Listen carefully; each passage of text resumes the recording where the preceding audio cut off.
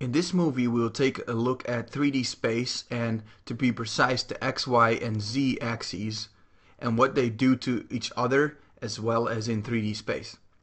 Now for example, we have a little wall here, and every game object in 3D space has its own X, Y, and Z, as you can see up here.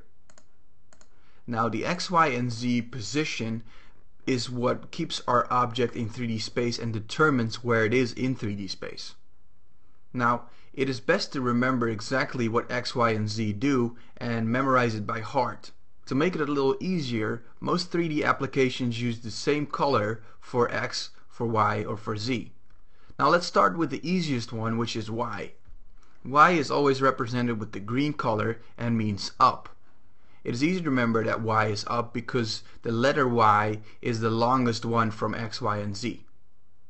So if I take, for example, the Y position and I start counting upwards and change it from 0 to 1, you can see that the wall starts floating up from the air and it's no longer positions on the terrain. However, if I start moving it down into a negative number, for example, -1, it goes down into the floor. X is also not very hard to understand, although it's a little more complicated to remember than Y. But X is always towards the right of the object. So it's basically your horizontal axis, but mainly going towards the right.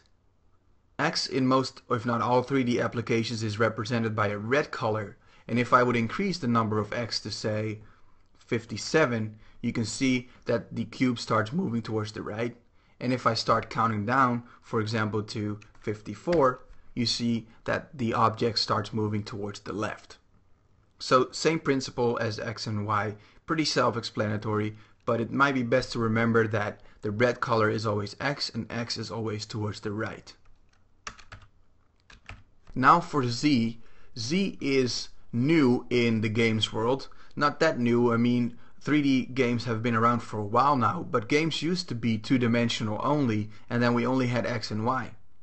But now, with Z, it is obvious that we have depth in games now, so depth is always away from you, and that helps you remember that Z is always into depth. Now, Z is represented by the blue color in most, if not all, 3D applications. And of course, if I would increase the number of Z, you can see that the cube starts moving away from us, and if I decrease it, it comes back into view. Which could be quite cool if you want, for example, something to pop out at you from the screen. If you were to make a two-dimensional game with Unity, which is entirely possible and up to you, in script just ignore the Z variable and stick to X and Y. Now, you still have the effect of 3D as your camera can see things in 3D, but if you fix the camera to only look at depth and then keep your script bound to X and Y, then it's entirely possible to make a two-dimensional game with a 3D feel with Unity. There's a couple other more things that you need to know.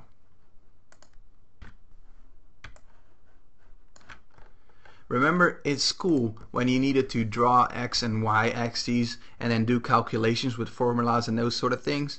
Well, it's exactly the same in 3D, except that it's cooler because it has to do with games. Now, remember how you would note these numbers on your sheet of paper is X, Y is the way you would note it.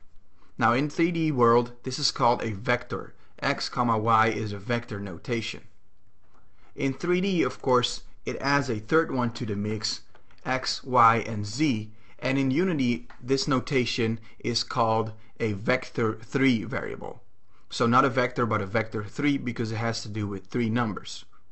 Now using these vector 3's can be extremely powerful in three-dimensional engines, but it can also be a headache every now and then. So before you start changing anything in your script, let me show you in the next video what exactly you can do with this.